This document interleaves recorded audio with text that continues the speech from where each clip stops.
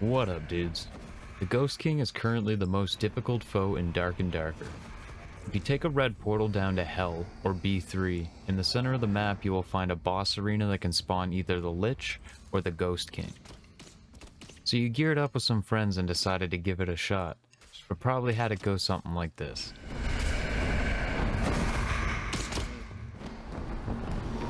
Bats, jump. Oh no!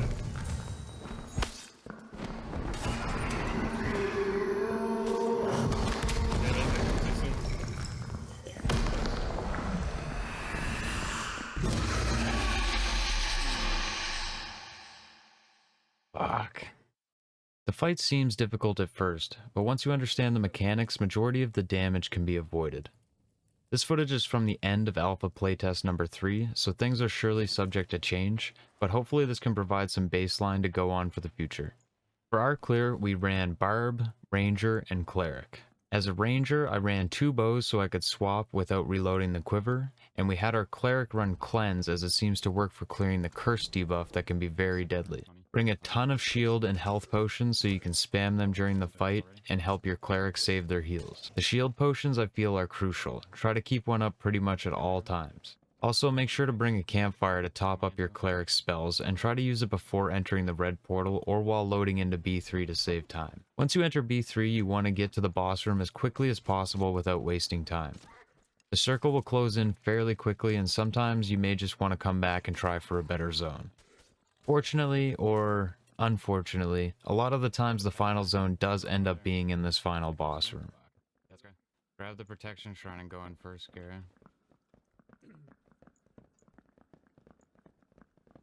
Before heading into the boss room, have your Cleric cast a buff or 2, and everyone pop their shield potions. I recommend dropping any hotbar items you won't be using so you don't accidentally pull out the wrong potions during the fight. Most of the time when the first person enters the room, the boss will do its teleport attack.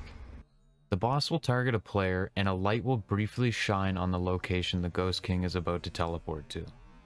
This attack can easily be avoided entirely by running away if you notice it's targeting you. This is an AoE attack that will hit any nearby teammates as well, so it's important to not clump up and spread out as much as possible. Also, whenever the Ghost King does this attack, he leaves a blue circle on the ground that you do not want to stand in.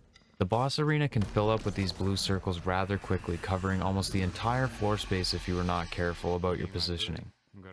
I recommend trying to stick as far to the edges as possible so that he will spawn the circles on the outside, giving you much more safe room to fight in as the battle goes on.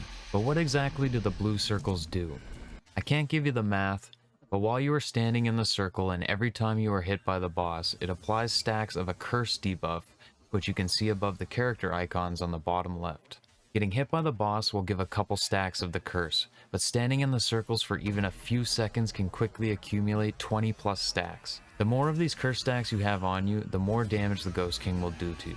A Cleric can cleanse this, but it will also just go away if you do not get hit or step on a blue circle for a few seconds. Every so often the Ghost King will do an unavoidable scream attack that hits the entire party for a small chunk of their health. This scream will do higher damage based off how many curse stacks you have, and 20 plus stacks will most certainly lead to a one-shot no matter the class. Running through the circles is not a big deal, but do not stand in it or you will most likely die. Occasionally he'll throw in one of these orb attacks, where the Ghost King will target one player and shoot a line of 5 orbs in their direction. This one doesn't hit too hard and can be avoided pretty easily if you keep moving and strafing, but is another reason you should spread out from your teammates during this fight. This next mechanic is super easy to avoid if you know it's coming, but can definitely lead to death if you don't pay attention. When the Ghost King forms this bubble around him that looks similar to a shield potion buff, he will target one player and begin to chase them. Whichever player is targeted needs to press X to sheath their weapon and run away from the boss. If the boss gets too close and catches the player, he will bind you in place and drain your health. If you immediately begin spamming heals through the bind, you can actually live through it. However, if you get binded on top of a blue circle, you will accumulate too many curse stacks, and when he follows the bind with a scream attack, you will die. This last attack the Ghost King does is the most difficult and will probably be what make or breaks the fight for your group. When the Ghost King teleports up into the air in the center of the room, he is about to do his most deadly jump attack. This attack does a lot of damage and can only be avoided if you jump right when he slams the ground. You need to look for the blue sparks that appear above his head before he slams down. If you jump right at the moment these sparks appear, you will dodge the attack entirely. If you survive the jump, the Ghost King will have spawned 3 bats into the room that you want to take out as quickly as possible. Having your cleric run Holy Purification to quickly AoE the bats works pretty good too. The jump is by far the hardest part of the fight, but once you get the timing down, this Ghost King guy really ain't so bad.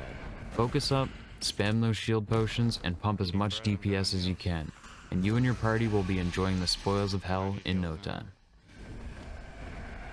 Definitely need heals now.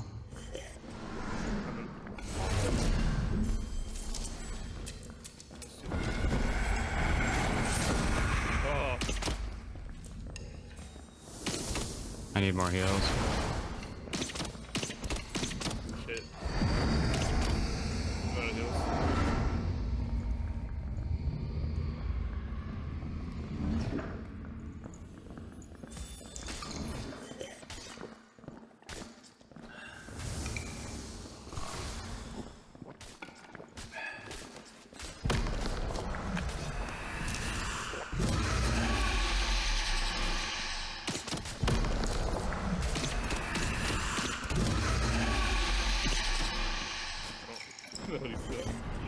Jump again.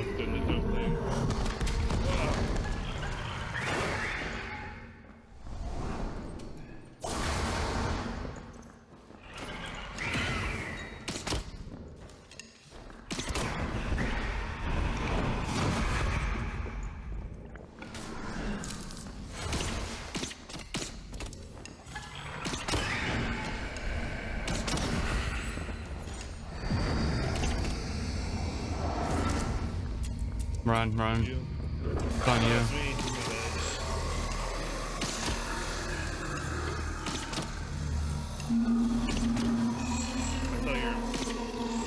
saw your bot side.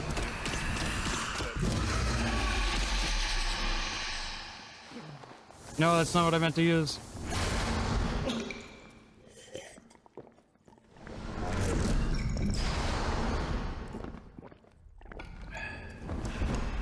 I'm dead.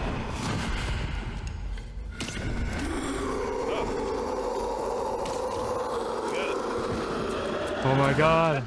We did it. Oh. Anything good? I guess it's a good shoe. Legendary War Maul. I got a purple helmet for you, Gara.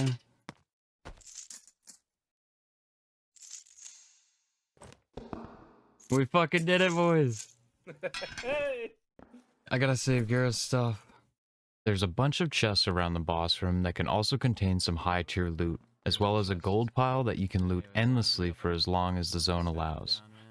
Make sure your inventory has a good amount of space when looting these gold piles. If you don't have room for the item you receive, nothing will drop at all. We have yet to try the Highroller Ghost King, but I'm gonna assume the mechanics are all the same and it will mostly come down to having good enough gear. I'll update the description below as I get more information on this. But that should cover everything. Hope this is helpful to fellow dungeon divers out there. I'll have a video covering the Lich boss coming soon, so if you found this useful, a like and subscribe is much appreciated and will help you catch all the future darker content to come. Thanks for watching, my dudes, and take her easy.